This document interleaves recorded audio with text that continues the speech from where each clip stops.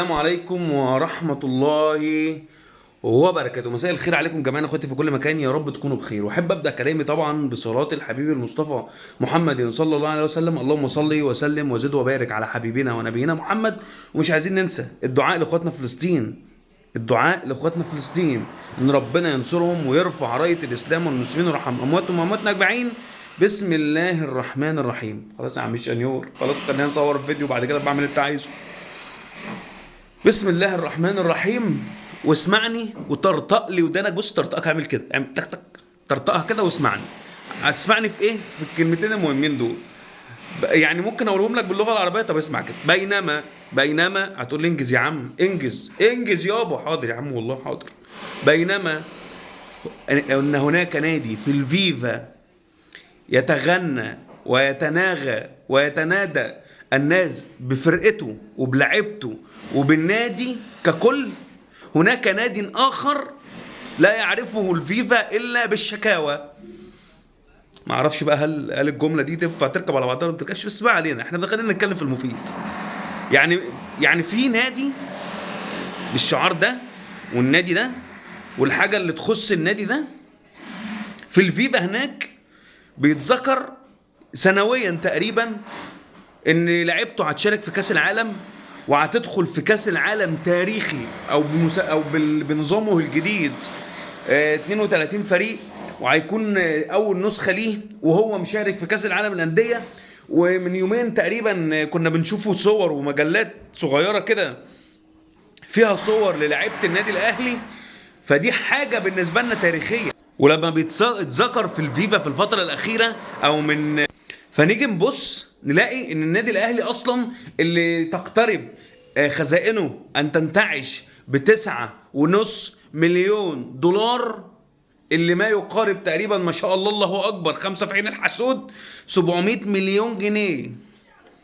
انت متخيل الرقم؟ ويقول لك فلوسك منين يا اهلي، فلوسك منين يا اهلي، تعالى واندهلي، تعالى واسمع الكلمتين دول. 700 مليون جنيه وبتسأل لسه فلوس الاهلي منين؟ ولسه بتسأل فلوس الاهلي منين؟ اسمع واعرف وتابع وشوف اخبار. ده لو انت ما بتشوفش، لكن انا عارف ومتأكد وواثق 100% انك متابع وشايف وحاسس ولامس. بس انت بتحاول تكذب نفسك او بتحاول يعني تبعد عن الواقع عشان انت اصلا حتى من جواك مش حاسس بده.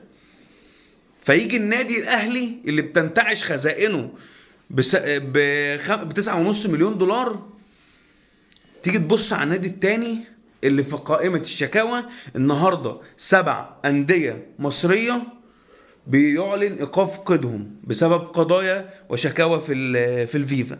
من ضمنهم نادي الزمالك، الاسماعيلي 3 قضايا، الزمالك قضيه، اسوان، ايسترن كومباني، وادي دجله، بيراميدز، فاركو.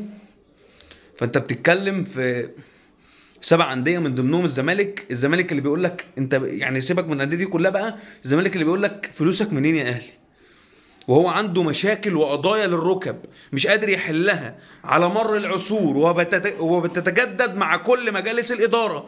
لكن تعالى بص وتفتح السبوت على النادي الأهلي اللي ماشي بسيستم ونظام. ممكن يكون عنده أخطاء، كلنا وارد وطبيعي إن يبقى عندنا أخطاء، بس الأخطاء بيتحاولوا يتعلموا منها وما يحاولوا ما يكرروهاش. مفيش بني آدم ما بيخطأش، كلنا في الدنيا بنخطأ، لكن كل واحد بيحاول يتعلم من غلطه. لكن تعال بص على الأخطاء، أخطاء مش كارثية، أخطاء تقدر تتصلح، أخطاء تقدر تتداوى وما تتكررش. لكن تعال بص على أخطاء الزمالك، تعال بص على الأهلي، تبص في الإدارات المتعاقبة بتلاقي نجاحات. لكن بص على إدارات الزمالك في الإدارات المتعاقبة قضايا وشكاوى في الفيفا، وفي الآخر يقول لك ايه يا اهلي، ايه يا اهلي، ايه يا اهلي بقى مش هتبطلوا بقى، ايه يا اهلي بقى مش ايه الشغله بتاعتكوا دي. الاهلي في 6 سنين متتاليين، يعني بيوصل لنص نهائي او بيوصل نهائي ل6 مواسم متتاليه او 5 مواسم متتاليه. خلينا لسه احنا ما وصلناش نهائي. 20 2021 2022 2023 2024 و25 على الابواب. واصل نهائيات 5 مرات على التوالي والستة في السكة. ربنا يوفقنا يعني يوم الجمعة بإذن الله ونوصل للنهائي. واخد منهم 4 بطولات، لعب 5 نهائيات واخد منهم 4، ما خيشتش وما جلتش مني غير في واحدة، وده وارد وطبيعي جدا يعني. يجي يقول لك فلوسك منين يا أهلي؟ تعالى واندهلي، تعالى. سلام.